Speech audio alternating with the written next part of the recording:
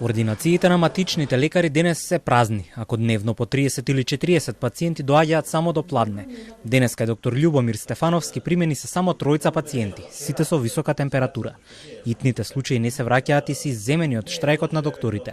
Но тридневниот бојкот на работата е јасен сигнал за здравствените власти да се разбудат и да ги слушнат барањата на овој дел од здравството. Барањата се бројни, но неколку се клучни. Значи, ние мора да бодот се искреира така да ги следи случувањата. Ние не велиме енормно нешто, него да можат ординациите да останат како такви.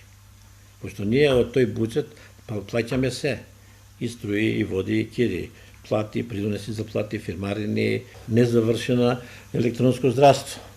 Значи, ние сме на некој начин полуелектронско здравство, значи ние треба да хартијата, иако е тоа планирано уште пред 2 години да се почне комплетно само во системот да се праќа, ние се уште правиме упати, се уште добиваме извештаи, се уште фактички на сите нивоа се комуницира со хартија.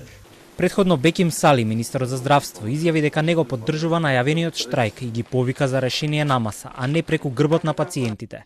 Протестот го организира Сдруженијето на приватни лекари, но дел и од фелата има своји ставови и различни гледишта околу тоа што треба да биде во фокус на барањата и како да се делува. Од Сдруженијето на лекари по општа и семејна медицина не застануваат рамо до рамо со колегите и не им го поддржуваат протестот. Пакетот на услуги и конечно признавање на ингеренциите на специјалистите по семејна медицина и нивното вреднување едно од клучните барања на Злом СМ.